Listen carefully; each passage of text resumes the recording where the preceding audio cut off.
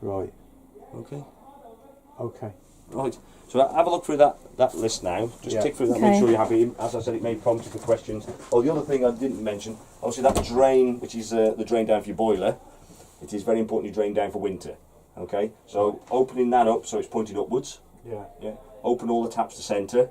That will allow the water in the rest of the system to drain out. I tend to do that when I'm travelling home. What I do is I don't drop it on the pitch that I'm sitting on. I don't start draining down onto that. I get to the gate of the site. My wife tends to jump in, opens that up, opens the taps, and as I'm travelling home, that bit of movement allows the water to drain out through that hole. Yeah, that's a good idea. So it is important that you do drain it down for winter. Any water kept in the van, as in the pipe works, could cause a problem. yeah, it will cause a problem. So that's that. That yellow lever in the yellow lever, Turn it yeah. up. Yeah. Yeah. So he just does that. He just levers up. Yeah. And then. Yeah. And then open all the taps to centre, so that allows the air to run out and down out onto the ground outside. Right. Where would you store the things like the waste thing and? Well, I tell you, I just keep them in the van. Yeah. To be quite honest, you could put them in the car if you wanted to, but the Waste Master and the Akrol, they're the first things you want when you get to site. I've got mine in covers. Obviously, you don't want it muddy or whatever all over the carpet. So I keep them there by the door because they're quite light. Yeah. Obviously, they're empty, they're light. So they're by the door. Same as the step, you have that by the door. So when you get to site, steps first thing out. And you've got Akrol, everything Waste ready, Master, yeah. they're the first thing you're going to need to set up. Right. Yeah. Okay. All right. And when we get out, can you just take me through something that I've read, that just this nose wheel weight thing, how you... The nose weight, yeah. What part of the nose weight? Obviously, it is important how you load things. Yeah. Okay, you will know if you see the car and a van doing that, where you join it together. Obviously, there's too much weight there. You will see it. You will need a bit of a nose down. That's how it wants to travel really. So because it's obviously a bit of weight, but with the Baileys, they have where the gas locker is. Normally on caravans, the gas locker's there, so all the weight is at the front of it. Yeah. So with this, it's got quite a decent amount of weight over the axle anyway. Right. So which are pretty good for the Baileys anyway. So yeah, it's just seeing you can get those weights gauges, but once you've loaded it once or twice, you will know where you're putting stuff.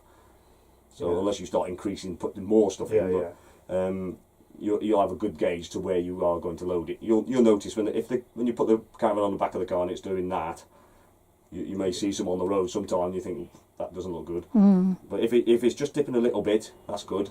But if obviously you can see it's pushing it down a lot, and then you're in trouble. Right. Yeah, Okay. it's quite. I say it's quite easy. Obviously, I do it every day, but you'll see it. You'll see it. If you can see like the wheel arches well down on the wheels, you know you've got way too much weight on the back. Right. On the back of your car, or it might be too much in your car, or it might be too much nose weight on the front of your caravan. But this one's not too bad a caravan. It's not a huge, big, heavy caravan.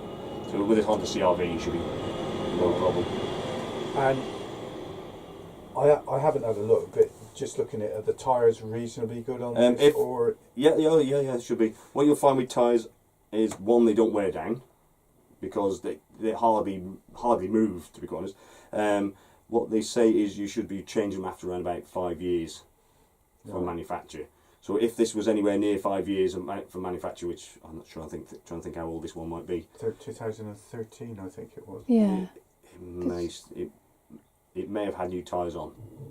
Because if it's 5 years, we change them. You can run them up to 7 years if you wanted to, but after 5 years. The other thing is obviously being careful when you're in storage. If you can, just move it a little bit when you're in storage a long period. Don't leave it just sitting there for that period of time in the same spot, because you end up with flat spotted tyres. So you need to, if you can, just move it slightly forward or backwards, just enough to keep it off the same spot. So I tend to turn my wheels about once a month when I'm not using it over the winter period.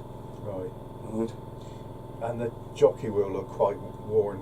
Is that how they are? No, that's obviously they get quite a bit of hammer, especially with the motor mover. Right. Yeah, I saw one up on your site. It was sort of dragging the gravel along. Yeah, we shouldn't be doing too. Well, was that off the car or was it still on the car? Yeah, off the car. Oh yeah. Well, it will do, because it just follows. When you got the motor mover, it just follows the motor mover rather than steers with it. Okay. All right. So we go through then. Yeah. So I'm just gonna be out here. If there's any questions, Should we turn that off now? Sorry. Should we turn that off? You can do, yeah, for a while. Yeah, we'll do the motor mover in a second.